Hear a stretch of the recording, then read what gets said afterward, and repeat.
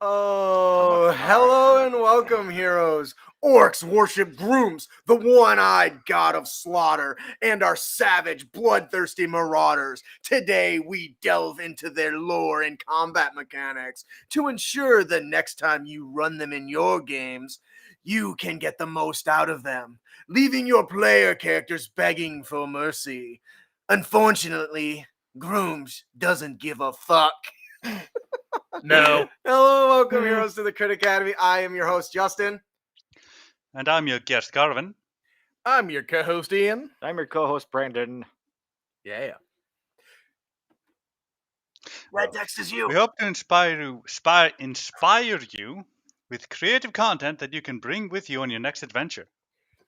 All right, and with that, Shameless plug. hey, Vegeta, what does a Kickstarter say about our funding level? What? It's over 9,000! What? 9,000? There's no way that can be right. Sure there is. We are extraordinary. If you are watching the live stream, you're only 4 more days to back our Extraordinary Expeditions Kickstarter. We will certainly get funded, but we would love to reach any of our stretch goals that we can. I think our next one is creating 4 unique classes, so we're super excited for that. So please consider checking it out. You can find links in the dibbly-doo somewhere around here with the wife controlling that. So please consider doing that. Help us push us over that thread and maybe reach those stretch goals. Ellie, please edit this out of the podcast because it'll be too late. That's a good reason. All right, so on to our main topic. I just realized I duplicated the beginning, so I feel bad. Quick question for you. What? Right? How long ago did you plan the over 9,000 thing? I did not plan that. I think I guess for like a month ago, you're like to Alicia Alicia, did. like, hey, when it reaches 9,000, I'm gonna do Vegeta thing. Well, she did it for the she did the one for 8,000 on the Kickstarter. All right, so I want to take a second to welcome Garwin. Thank you so much for joining us. Garwin is our Emerald patron. So one of the benefits of becoming an Emerald patron is you get to join us every 3 months or so as a guest host. So Garwin, would you like to tell the people a little bit about yourself? Well, not really much to tell. I play in some of Justin's games. I played in the what was it, The Hunt a bit ago. Quite fun. Yeah. I occasionally run a bit of D&D here at home, and play with the guys as well. Been doing it for what's it been now, 4 or 5 years or so. Usually been fun. There's a reason why we're talking about orcs today, isn't there? Yes, Why is that? I do love them to an unhealthy degree. That's an understatement. The truth of where Orcs come from is right there. He loves orcs a little too much. Yep. So why don't you start us off with some of the basic information of the lore? He's going to Garwin's going to be feeding us tidbits of lore as we discuss the combat mechanics of the different orcs in the monster manual. Well, I'll just start this out with a quick shout out to Ruth. Love you, babe. She's in the chat. But yeah, well, how would we do a quick questionnaire in the way to do this? Specific topics, the broad thing of all of our kind. Anything you'd like to know about them specifically? For me, or are you asking the audience? Because this would be a good question for audience members too, that we can answer as we go either on. or. One of the things that I've always wanted to know about orcs, obviously they follow Groomsh, but I don't think they didn't always follow Groomsh. They weren't born following Groomsh. Is that correct? Actually, Groomers created them. So yeah, Groomsh created them. I didn't know that. So, like, did he birth them? There's from a a reason they womb look or like from his Groomsh, and he eye? looks like them. Yep. That's a fun question. What is orcs cooking like? Ooh, that's a good one, Alex. Bomb. Well, that depends on the orc. Grey orcs, they're a bit more sophisticated. They might have some seasoning here and there, but all orcs are carnivorous. They don't have any greenery. They just can't digest it properly. Funnily enough, though, unlike normal monsters, they actually prefer normal game meat and not humanoids. They find humanoids kind of bland, which is kind of funny when you consider the fact that for example, mountain orc cooking, it's described as you're not sure if you're eating something that tastes like shoe or if they just threw the shoe in there. A little extra. I do add to the and here was Brooklyn the orc was saying, "Drow, the other dark meat." so Karens don't taste good. No, they don't like it. They will eat humanoids, when they can here and there, but they don't prefer it. That's fair. If you've had the pleasure of buying the D&D cookbook, Yeah, they have orc jerky. They have orc bacon in there, and it is it's so good. so good.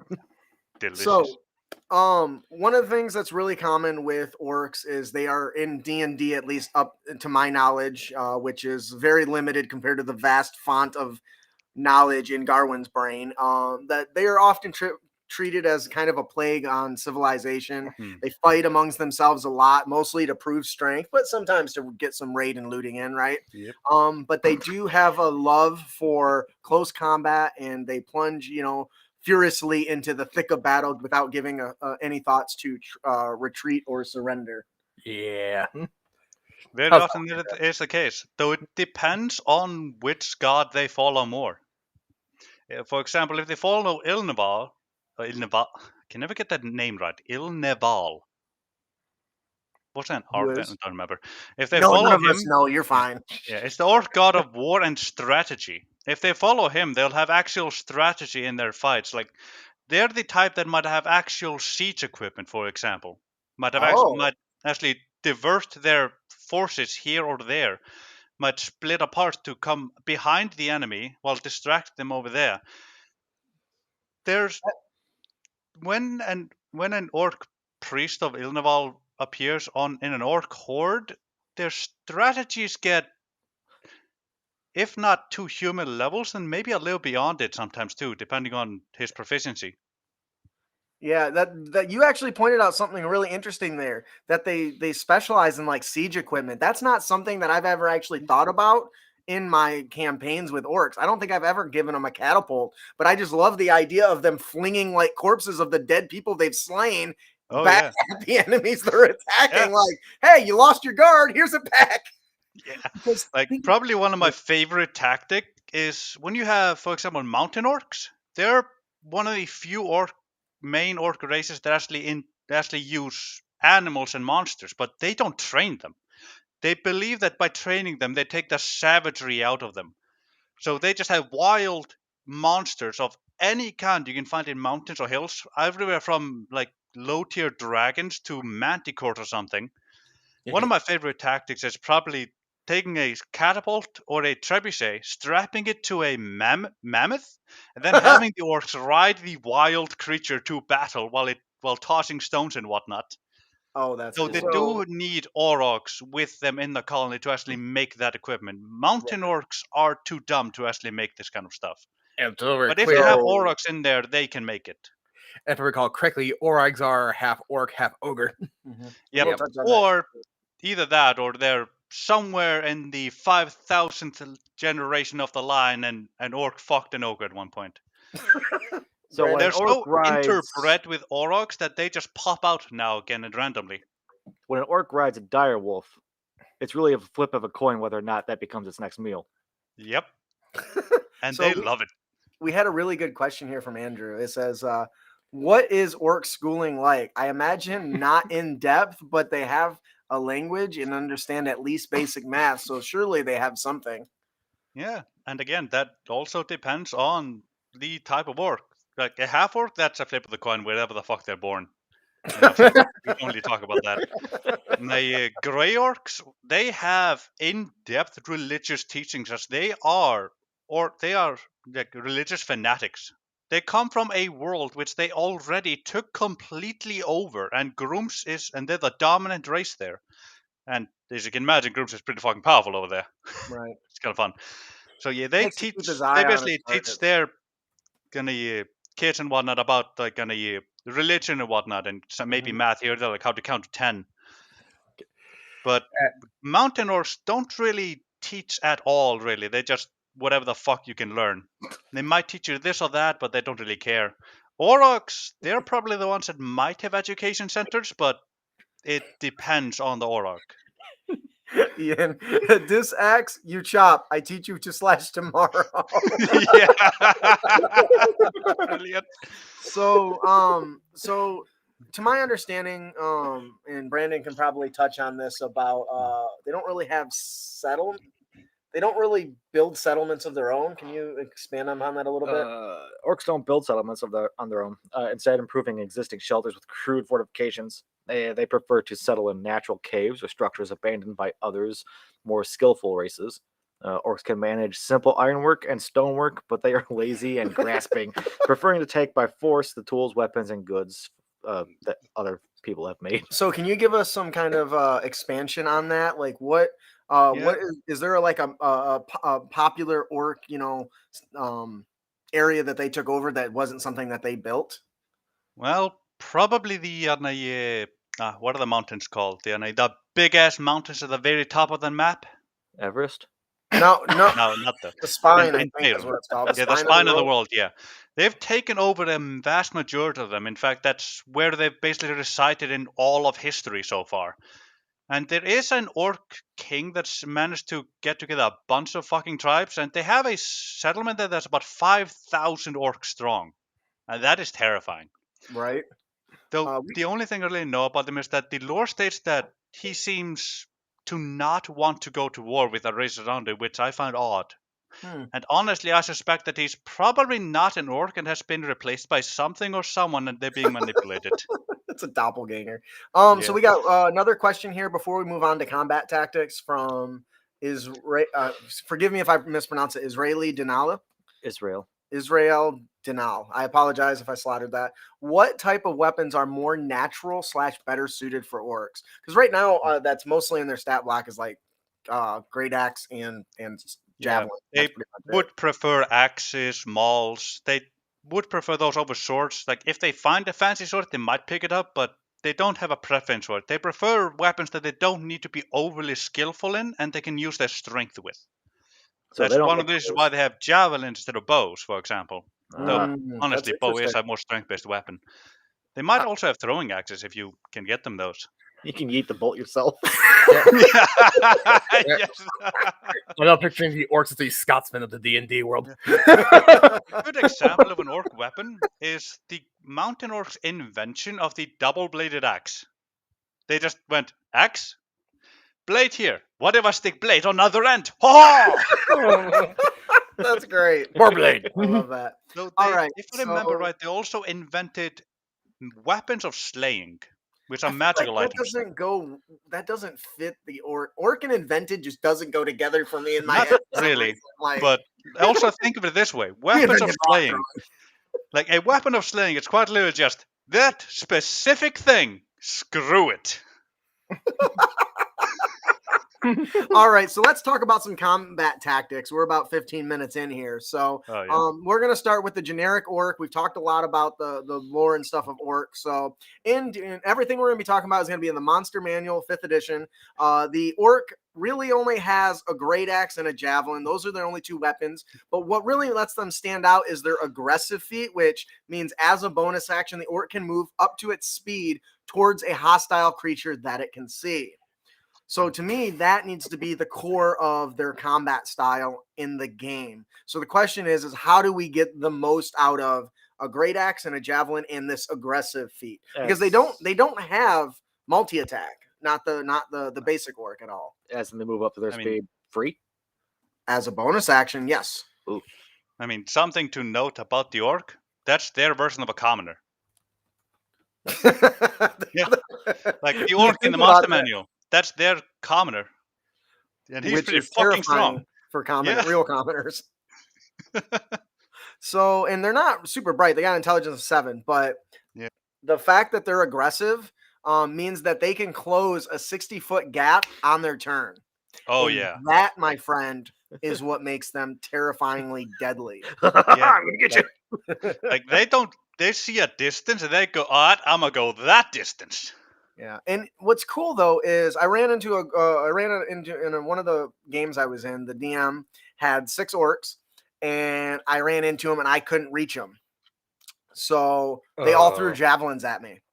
And now in my head, I didn't expect that. I expect them to all charge, which I could hopefully defend. But no, they threw javelins at me, and the javelin, while it doesn't do as much damage as the greatsword. Doesn't matter when there's 10 of them. When there's 10 orcs around you, throwing javelins, you're boned. So for me, to really get the most out of these, yes, swinging the axe does more damage, but I think if you really want to make them a terrifying threat early on at a half CR, having them focus on throwing their javelins all before they run in. Oh yeah, like this is my javelin. I need a chuck. Like, the only orc that probably wouldn't do that are followers of Baktru, as they are a bit stupid. Oh, they are? Baktru is probably the dumbest god in any pantheon.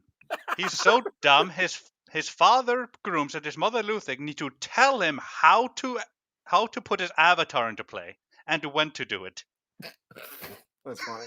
So is there any, the basic orc, the commoner orc, as Garwin says, is kind of basic. It really just has the aggressive, but that gives them a huge advantage, especially if they ready and wait until the adventurers fall within that, because if the adventurers are hunting them and chasing them, they're going to get to the point where they're going to be limited by how far they can get, right? And so they're going to run. Look at their wisdom. They're pretty wise.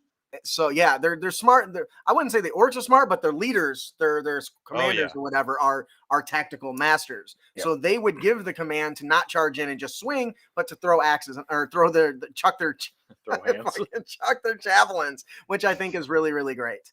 Chuck the chucks. So so going up from that, we've got 3 more to talk about. Next, I want to talk about the Orog, because this is in my opinion is like the next step up, which is probably often kind of the commander of the little squads, like a squad leader. What can you tell us Yeah. about Orogs? Well, Warrocks are what happens when what's the male orc or a female? Fuck, I always get this wrong. They're what happens when a male orc and a female ogre breed.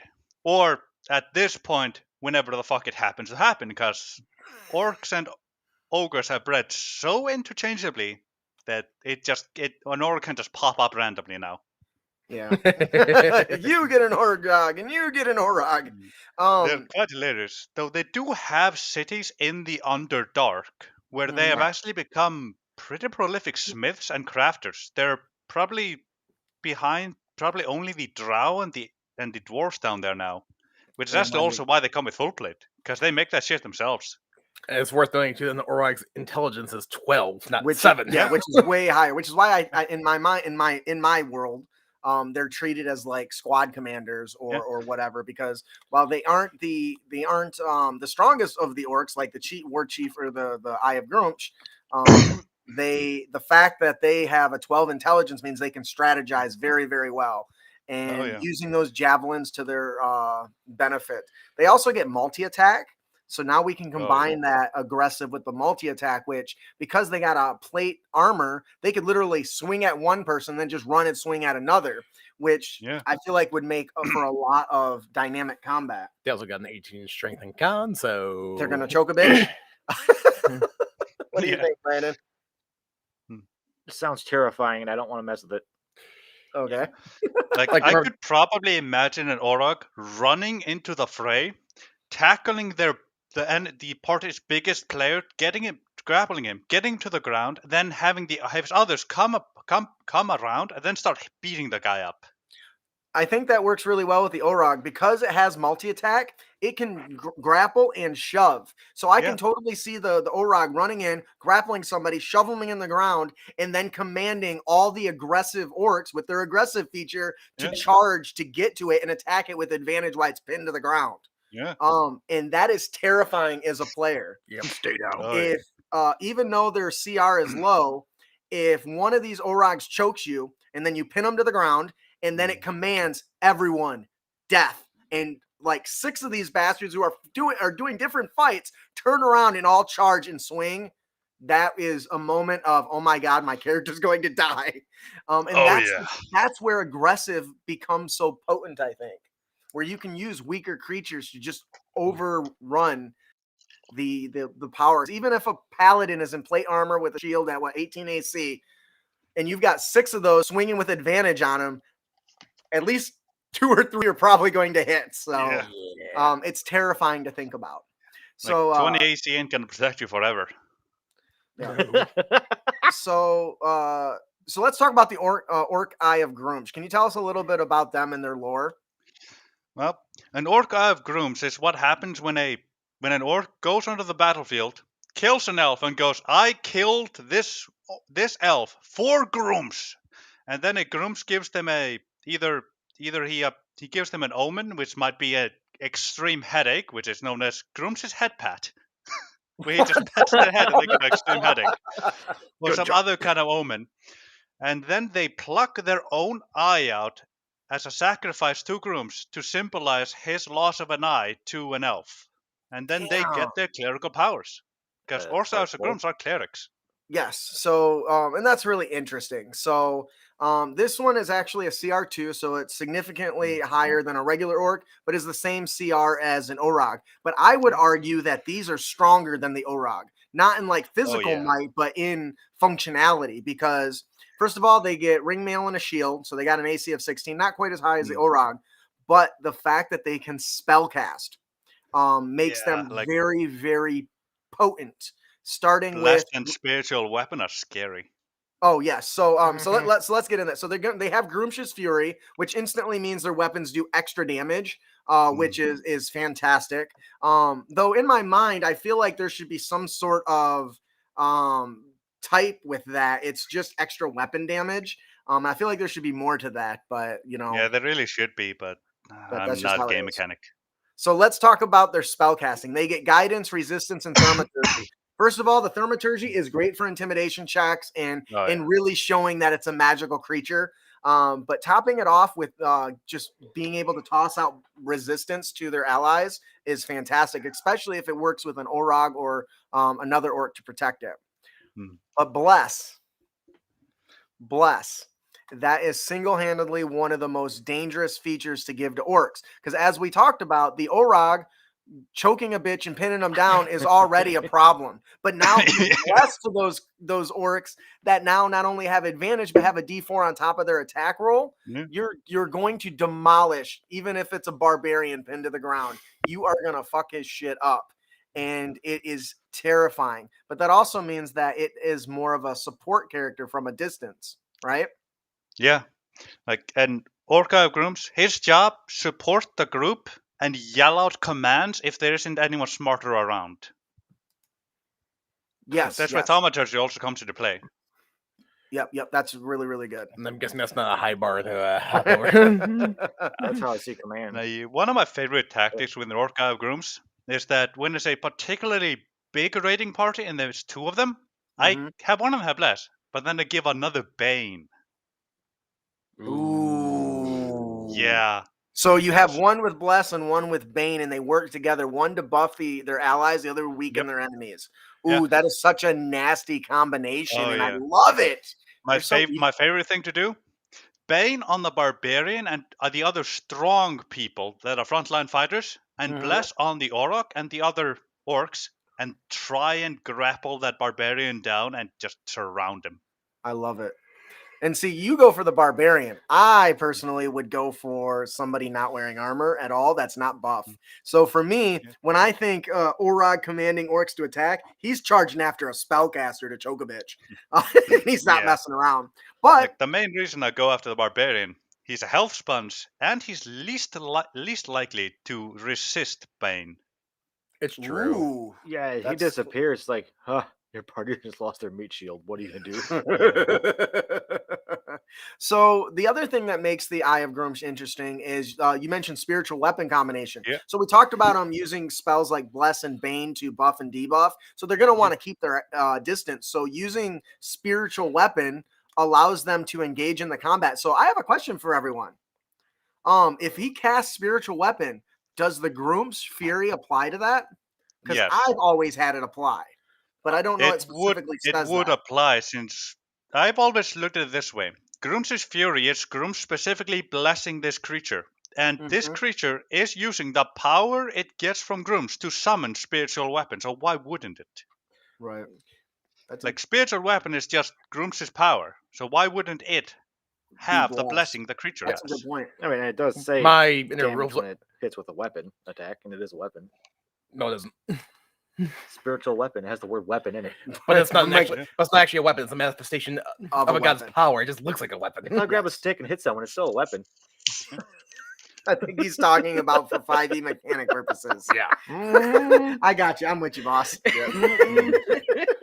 And for the record, that is not in the rules lawyer speaking or anything else. But the other thing that they can do is augury, which basically allows them to get insight into what's going to happen, which I think is a very good way for a DM to fix a setting or fix a situation. So if my player characters are rushing... What?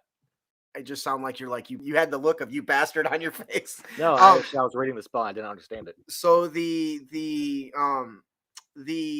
orc, prays to Grumsh, gets this augury, and it says they have, they have a what is it, a woe, or what's the good one? Wheel.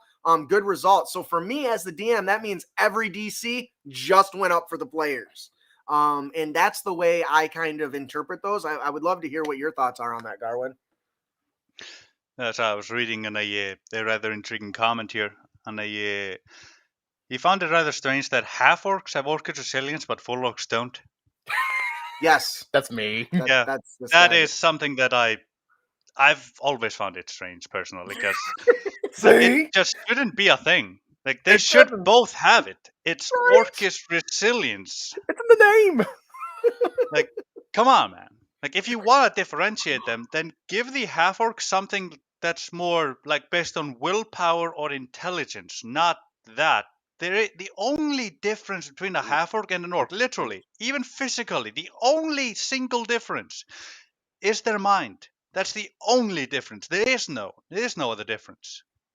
Yeah. we got an awesome question in chat here, and I would love to hear your thoughts. When Groomsh had his eye taken out by Corellian, where did the eye go? Well, where it went initially is not really known, but one thing that is known is that Luthig eventually got her hand on it and then gave it to don't remember the primordial earth god guy to keep it so that because he was having an affair with him, so that Ah, Scrooms couldn't go after him in case he found out. I see. That's Oh So- yeah, Helia had it before that. She left a bunch of crumbs for Grumps to find eventually, but Luthig got there first. So what you're saying is I need to create a legendary artifact like the Hand of Vecna, but the Eye of Groomsh. I think it's been done Yeah. actually. Has it been done in 5e? Good question. Let me check. And like official content, not homebrew. But yes, okay. So we're kind of running out of time. So honestly, the Orc Eye of Groomsh is one of my favorites because it's so versatile with the resistance and the Yeah. bless and the command. Once again, sit becomes very terrifying when you're surrounded by 6 orcs who can Oh, yeah. immediately charge after you and swat you with advantage. Like it's It is hilarious. terrifying, and there's Like just you so could much. even look to the spellcaster in the party if it's a wizard with a staff and go drop it. Ooh, I like that. Goodbye, component pouch or arcane focus. Neil. Ooh, that's a good one too. I like it. All right, so let's talk about the last one in the monster manual, which is the big bad chief, the war chief. So, as with everything else, I noticed he's got a spear and not a javelin. Anybody else notice that? Yep. I don't know why Yep. did they do that change. Because his name's Chuck. It's I hate you probably so because Grumps' signature weapon as a god is the spear. Okay, so then why don't they all use spears instead of javelins? Because spear is more finesse than strength. Really? And I thought they're both well, strength weapons. yeah. Anyways, what we want to focus on is their battle cry feature. So they get battle cry, which basically means each creature of a war chief's choice that is within 30 feet of it that can hear it and is not already affected by it can gain advantage on attack rolls until the start of the war chief's next turn.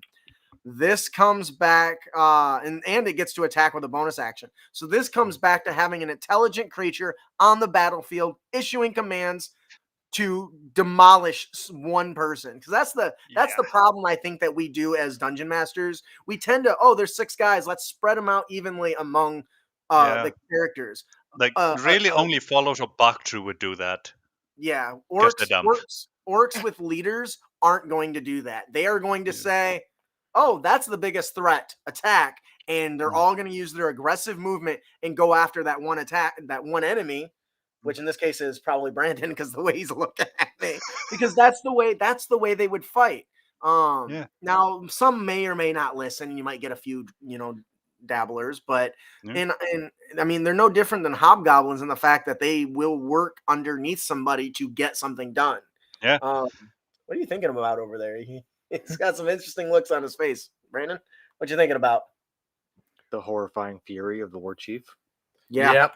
It's very terrifying, and once again, it has multi-attack, so it can do the 2 extra attacks. It also can throw its spear and then charge and aggressively rush and attack, which I think gives it a lot of benefits as well. But Also, the reason it's so strong is because all orc war chiefs are blessed by Grumps because they managed to get to that position. That's what, and once again, you're throwing a spear that now also gets the Groomsh's fury, right? So everything is just better with Groomsh apparently. Which actually that little bit actually made me realize why they have a spear and the others don't. Is because they stand as the tribe's head, and they basically represent Groom's might. That's why they have a spear, his weapon. What if the orc war chief threw his spear at one of the party members and hits them, and then the Eye of Groom uses command to say throw it back? That's funny. Throw it back. I need it. And deliver it. So Bring overall, me Chuck. overall, I really think what it comes down to with getting the most out of the orcs in the 5th edition monster manual is that you want to have them focus on a command that a command structure, even if it's just one leader, and that leader is another orc. The command structure allows them to work together in unison because they're not going to do that otherwise. So when you're deciding and building your combat encounters, take that into consideration. Even if you're going to do 5 orcs and 1 orc is the leader, give them one of the feats or something to make him stand out. Give him a different weapon. Maybe he's, pretends to be a war chief and is wielding a spear and really shouldn't be. There'd be a great opportunity for lore leaking there too, right? Oh yeah. So depending on what god he follows, he might have a different weapon. Yeah, and that's really interesting too. Ilnwald would have a longsword. Bactru would just be his bare hands. Grooms has a spear. Ooh, I love that. I love the barehanded orc. Oh yeah. Big and green, purple pants. Anybody? Really? Yeah. All right. So, is there anything else you wanted to touch on before we move on to our unearthed tips and tricks there, Garwin? We're kind of running out of time. Yeah, sorry. No, you don't gotta apologize. It ain't you. It's not you. Sorry, it's a habit. I did it again. I'm an apologetic person. Yeah, that's all right. But yeah, I had a bunch of ideas, but now it's a time constraint. That's welcome to our world where we want to talk imagine for that. hours. We can't. Yeah, it's such a pain. Well, but orcs, they are probably the only race I've come to, an intelligent race I've come to in D&D that are it's probably the only race that lack the concept of racism. Because you're all beneath them. Oh, I was just saying, no. Everybody, right? The thing about orcs is that they're strength sexual. Oh my god. Yeah. If you manage to beat them up, you're equal with us now. Now we're gonna fight you harder. Oh hey, you aim stronger, but join forces. There's only a single race in all of D&D that they will not help in any way. They won't even take them as slaves, and that's elves. The point of an elf is to die. That is its entire point. They don't even take them as slaves. They just kill them. And orc woman just walks up, punches him in the face, and is like, I seem to be aroused. Yeah. Orcs, usually in our society, women are a bit beneath them. That's only because in general, orc women are a bit weaker. But if a woman beats up a male orc, she's equal to the boys now. No questions asked. I love it. Yep. Equal. I'm now thinking of the YouTube channel Dungeon Bastard, where half-orcs come from. Go see guys in the bar. That does remind me. Hit that. Yeah. Done. Half-orcs. Wait. What kind of hit? Yes. Yeah. People have a strange conception about half-orcs. The only difference between half-orcs and orcs is their brain. And even then, half-orcs tend to overachieve because they're the only ones in the tribe that think they don't belong. Yeah. Literally. They're the only orcs. So they tend to overachieve to try and belong, even though no one else they cares. They just, dude, you're only one of us. So Ian had wrote a really it's a percentage of half-orcs that are actually good. Yeah. Everyone else, every other half-orc literally just lives in an orc tribe or is even a leader of an orc tribe. Oh, that's funny. Yeah. So I got to listen for the meme that Ian had shared. So let us know when you're going to share it. But he wrote up a meme, a Dennis meme that we're going to share shortly, which is great. But in the meantime, I think that'll do it for our. She says it's coming now. Get ready to have your mind blown. Orc champion, I, Dennis, challenge you to single combat. Really? Your name is Dennis. Actually, directly translated from Orcish, his name is Lover of Skulls, with strong annotations of physical intimacy. Are you seriously telling me his name is Skull Effer? That's brilliant. One of my favorite memes. Thank you, honey, for bringing that up. All right, so that'll do it for our main topic. Let us move on to our unearthed tips and tricks. And now, what you've all been waiting for. Our Unearthed Tips and Tricks segment, where we bring you new and reusable material for both players and DMs. As we just firmly established, we are now in our Unearthed Tips and Tricks segment, and we always kick it off with a character concept. Ooh. And today, our character concept is Rowan Justpist Bowden, who's a human. Description-wise, when his character jumped out of Wizarding College of Wizardton, the first place he went was a brewery. Wizardton. He drank and drank, and good lord did he drink. One of the concerned bartenders asked him what he was going to do with his life, and he replied, "Just piss it away." So his nickname became Just Piss. Eventually, he lost all coherency to his life and words. He was just a slobbering mess until put in a tight spot. The combination of pumping adrenaline and a shot of booze is just what it takes for Just Piss to perfectly recall his limited learning. And in the moment of clarity, he can be lethal. This man is a mess. But if your party needs a little bit of chaos and foul-mouthed insults and guarantees some nudity to balance out the right-up-the-butt paladin, invite him in.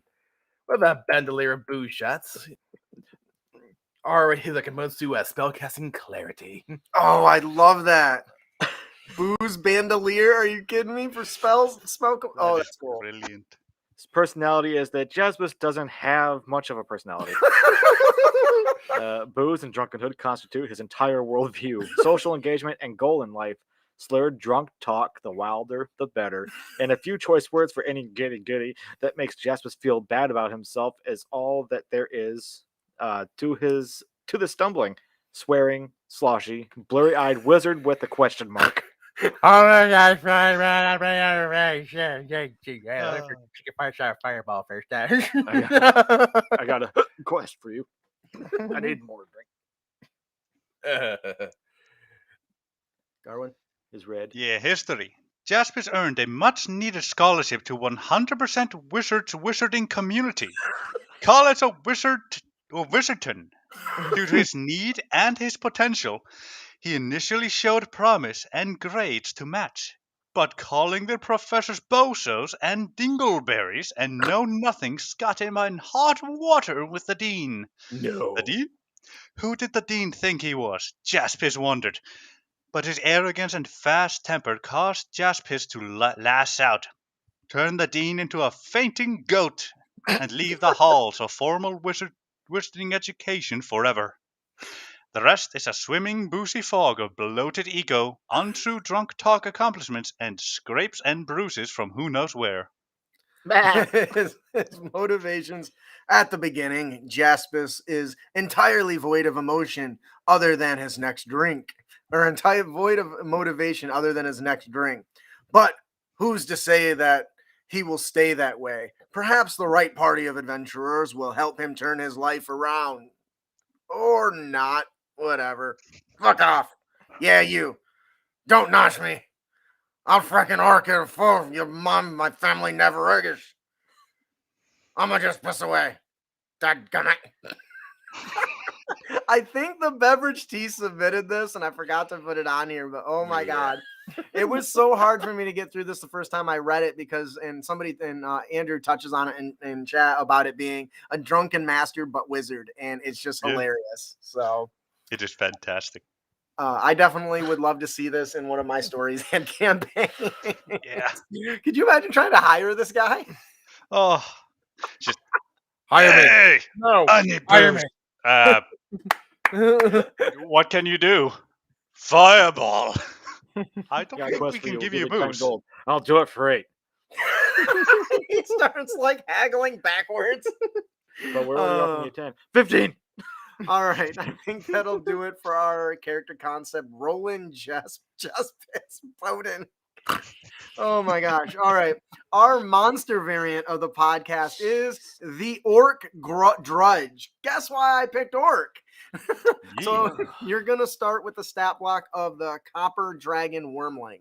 You're going to lose, it's going to lose the flight, climb, bite, breath weapons, and its immunity to acid becomes immunity to poison.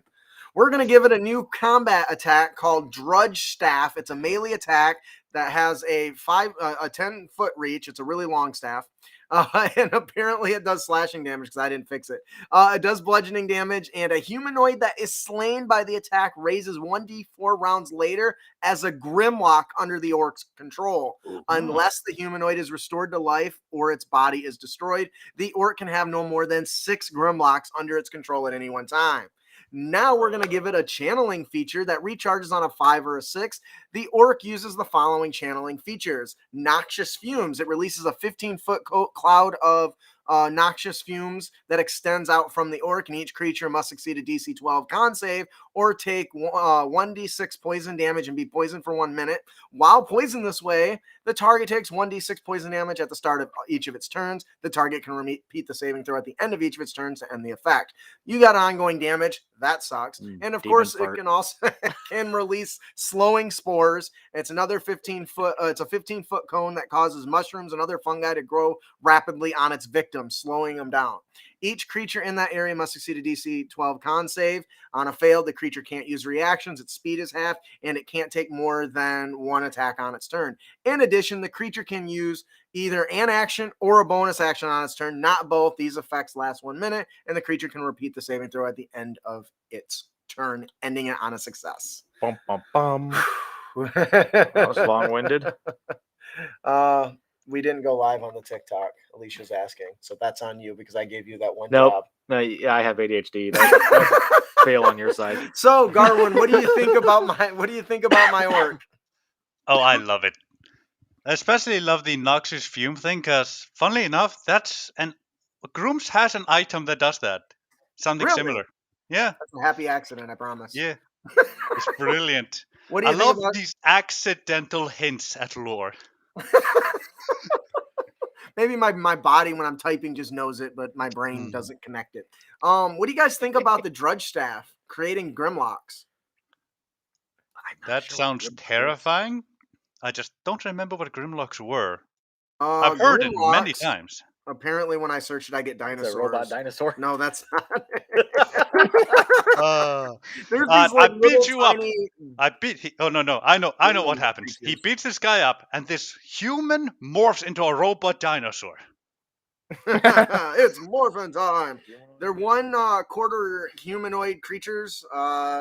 They speak Undercommon and they have stone camouflage and they beat people with impromptu bone clubs. It just occurred to me our character casted as Rick from Rick and Morty. Once again, happy accident. But I wanted a kind of necromancer orc, and this is kind of what I ended up with. So, and I think it fills the Yeah, if all of Yurters would be up your alley. yeah. He's the orc god of death and undeath. Oh, that's nice. I And didn't know that. disease. Oh, that really fits in good. What's his name? Yeah. Yurters. The white-handed. Okay, maybe I'll have to change this character's name. Yeah. His priests use bleached elf skin as gloves to, follow Yurters' example of white hand. Though they're supposed to be interpreters between Yurters and the community, but they very often cut out their own tongue or sew their mouth shut to represent his inability to speak, which kind of hinders their ability to be communicating both ways. I see. How do they eat? I don't know. Some don't. So They I just think go until they die. so. I think that'll do it for our monster variant, the Orc Drudge. If you're looking for an Orc Necromancer-esque type thing, you got to check this out. If you don't know, I put lore and background story and everything and toss these together with some beautiful artwork and stat blocks for all of our patrons. Please consider and get one. Actually, Garwin can probably talk to that. I'm sure he's picked up and saw some of our monster variants. What do you think of those? Well, I quite like your monster variant so far.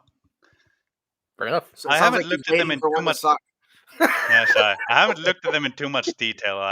I've been a bit busy just, playing D&D. yeah. All right, I think that'll do it for our monster variant. Our encounter of the podcast. Now, it is worth noting this is written by Ed Greenwood, and I found it in a dungeon magazine. I think that I was reading. Yeah, I think I recognize this one. Yeah. Yes.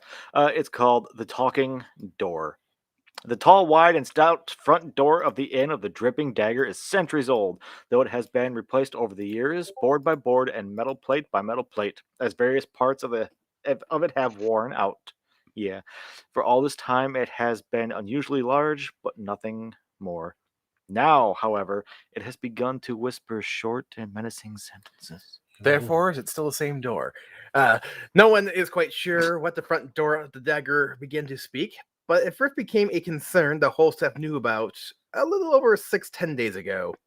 Lady Fondera, human commoner, tried to stride in with the delivery of fresh eggs. The door whispered loudly and distinctly, "The third death will come tonight." Fuck this place. Why? What do its cryptic utterances mean? Are they warnings? Are they directions that might lead somewhere? Whose voice is coming from the door? The innkeeper welcomes the new notoriety and the trade it brings, but his wife and daughters want the door silenced or destroyed. What will happen if they try to destroy it? The door is being imbued with a magic mouth spell by a spy who is monitoring the most dangerous of house games being played in the city. This can be used to weave a thoroughly engaging and complex political intrigue story. Yeah. Documented door utterances. Don't worry, way. baby bird, I'll feed you. Yeah, thank you. His head will be found in a basket on Boat Street. After a century, it will awaken hungry.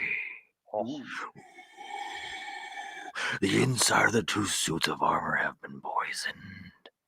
Don't put them on. The Black Sunder slew the 6th guild member, but the 7th and 8th killed each other. At first, I really thought this was going to be some dickhead in the basement screwing with people. What do you guys think about this? This is fun. Oh, I can see quite a lot of fun things coming out of this one. Yeah, Even with just a dickhead in a basement. this complex investigation is just some guy that learned the message cantrip or the message spell. Yeah. The cantrip? Yeah. Like, that's hilarious. Like, it's such a trickster. Now thinking about the Light Fantastic, which I read this past week. Hey, buddy, how's it going? You're a tree. Yes. But trees don't talk. Oh, because you don't have vocal cords, right? Yeah.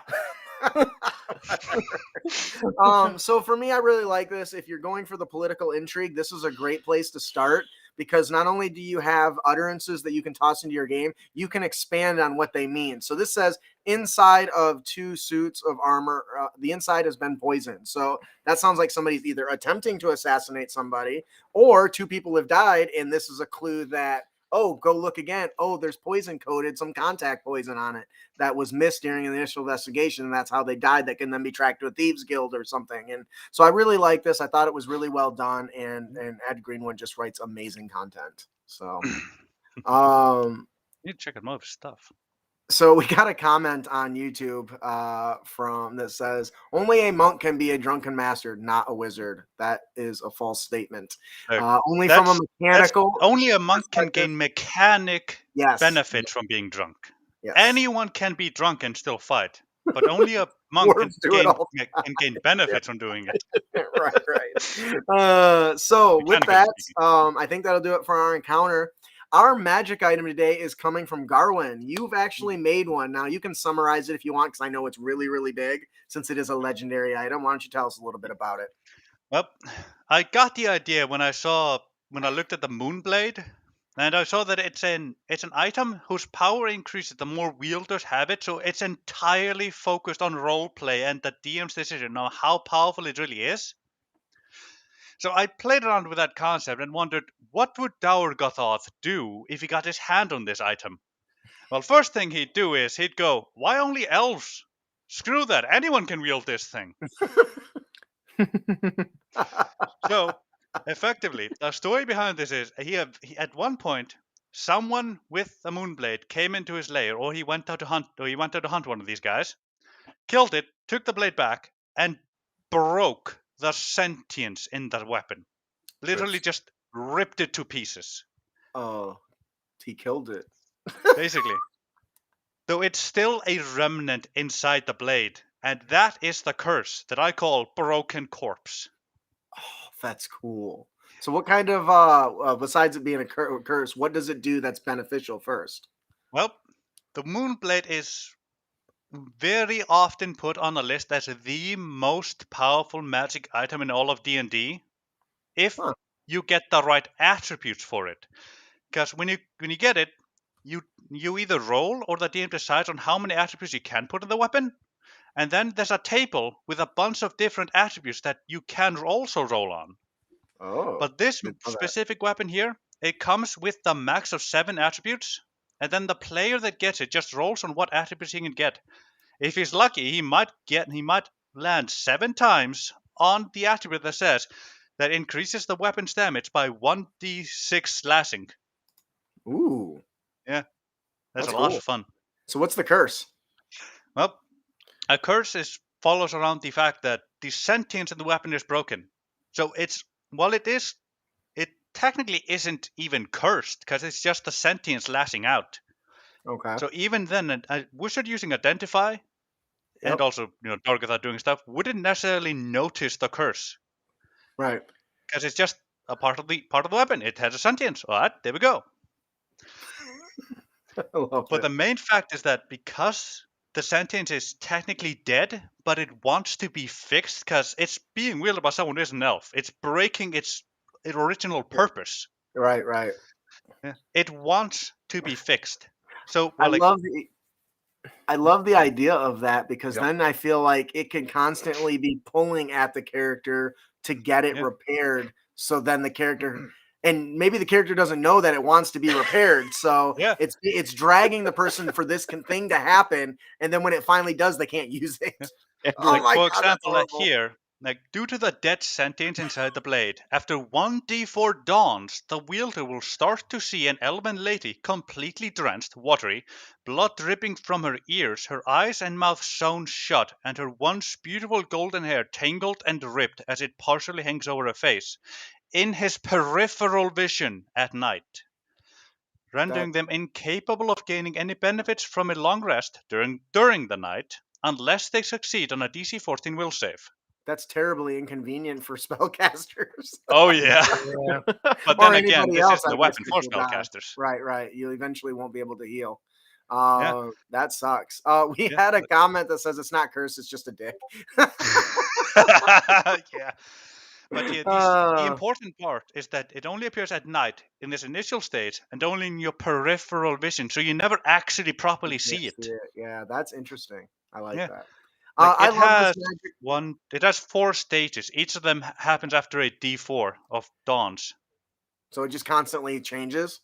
No, it adds more onto it. So it gets more effects to it as it goes. Very cool. Like, for You'll have to example, send me the text of that so I can include it in the show notes. I'd like to read it again. Yeah, sure. I think that'll do it for our magic item. What'd you call it? I just have it Moonblade for now. I have to come up with a proper name. You can call it just a Broken Corpse. Broken Corpse. I like that. You said something about Revenant Corpse earlier. I liked. All right, that'll do it for our magic item. Our Dungeon Master tip of the podcast is player character origin stories, you guys. These are great. Origin stories prime new characters to step onto the campaign stage, fully drawn with motivations, purpose, and direction. At their most basic, origin stories provide alternate backgrounds for a player character. Played to their fullest, they can drive a character story, bestow them with rewards, and shape their superstructure of the campaign. The arcs of origin stories might have as much or as little focus on the campaign as the group desires. In short, think of origin stories as character-oriented side quests that can run parallel to the plot, intersecting with it and diverging from it when appropriate. If you're at a loss for character side quests, try reflavoring a villain in a module to match one of the player's character's enemies, and switch out treasure with the player's character's appropriate alternative reward. Yes. If you're running a homebrew campaign, try incorporating the player character's arch enemy or rival into the ranks of your main campaign adversaries or their associates. I really like this idea because there's a lot you can do besides just pulling. Okay, I'm a sailor. Well, that's interesting, but there's more that you can do with that. Maybe during his sailing, he found a rival that he wasn't able to, that kept getting the jump on him or something.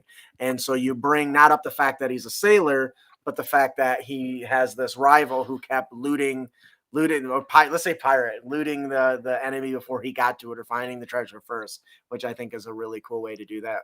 What do you think, Garwin? Oh, it could definitely be really interesting. Ian, sorry. This was the day you almost got ahead of Blackjack Samuels. That's really good. What is that from? That sounds familiar. Pirates of the Caribbean. Ah, that's why it's familiar. I love it. It's pretty straightforward, you guys. Everyone wants to pull right from their backstory, but coming up with things that are tied to the backstory but aren't is a great way to allow to fully draw on character motivations in a new way, I think. Yeah. You have anything If you don't put something into the backstory which the DM can actually use, it gets hard to actually include your backstory. Right. Yeah, using elements from characters' backstories, I think really helps bring that out in the game, because I've done that in one of my last campaigns. I looked at their backstories, and one of my characters said, I don't want to play this character anymore. I just made it on fast character, and it sucks. I just don't want to do it. So I said, okay, I'll kill him off next game. And I used a prior enemy from his past, and that person offed him. Nice. I keep That's picturing beautiful.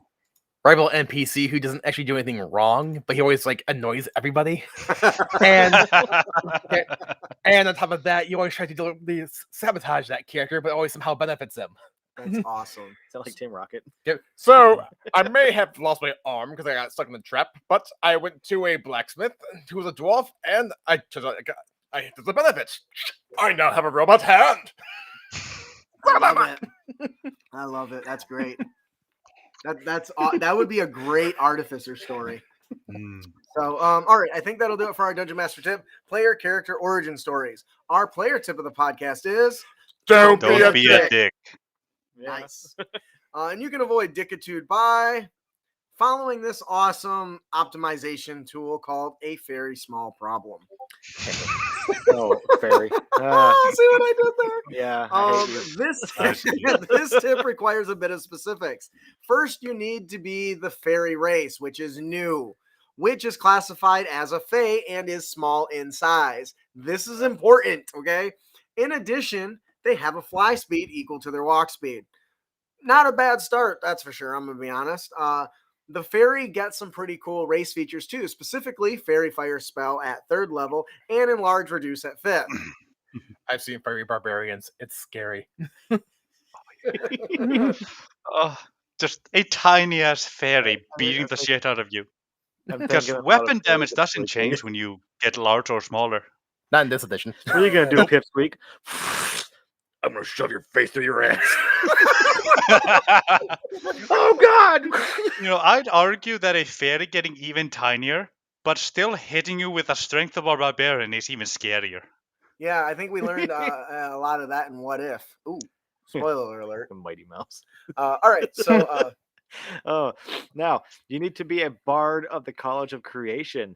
The performance of creation feature basically allows you to create a medium or small object for a number of hours based equal to your proficiency bonus. Once you hit 6th level, you can use the feature animating performance, which allows you to bring said object to life as a companion. I would love to have a walking lamp. Which just a leg that hops and follows you that glows. Which uses a special stat block called Dancing Item. With a bonus action, you can command this item to take actions if it is capable. Or it is capable of, yes. So we create a medium chest, animate it, and then fly in and out to gain the benefits of full cover so long as the animated chest is alive. Oh. Ow, I'm now picturing the lamp as a leg lamp from a Christmas Story. That is brilliant. You want to touch I on would that absolutely hate it as a DM, but I'd love it at the same time. Yeah. That's great. You can even take this further by combining it with spells such as Scrying and Meteor Swarm to make attacks without actually ever leaving the inside of your protective chest. Now, what's best if you're already inside when the battle starts, an ally can set the chest off to the side or on their back, making it extremely difficult for enemies to even know that there's another party member. Oh, just could you imagine? You attack this part in the middle of the night. You surprise them. Yeah, you gotta beat these two bastards up, and then suddenly a meteor swarm starts falling from the sky. Like, where's this coming from? Who cast it? And that's the beauty of it. And I mean, the full cover thing is already badass, but there's a lot of spells that require you just to see, and Scry lets you do that. So the Yeah. idea of a pixie wizard stuffed inside this box is just terrifying as a You don't dungeon even need master. scry. Just look through the keyhole. Oh, I didn't even think of that. Your keyhole. Oh my gosh. I see you. Dude, you could even shoot arrows through the keyhole. Yeah. Like what do they call Reduce it? A murder- yourself. murder- Your bow gets murder tiny plot? too. Shoot Murder an hole. arrow. Murder Still hole. does the same damage. Oh my gosh, I love it. I love it. Yep. What do you guys think about this? Pretty great. Yep. I Oh really yeah. want to make a fairy. All right. I You ma- think you that'll make you make me tempted to not play an orc.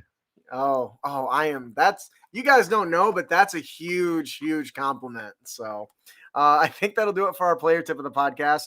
Don't be a dick. And you can avoid dickitude by taking advantage of this very small problem. Face palm. All right. Before we close out today, we have a gift to give away.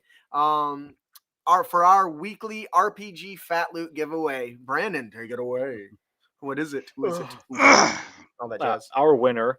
No. Wait. I think I scrolled too far now. Yes. Yes. Don't worry. The young call at the cross keys. Stuart Watkinson. Sure. Go with Yes. that. The Sounds right. young, wealthy, and extremely obnoxious noble has been talking very loudly about the money his family has.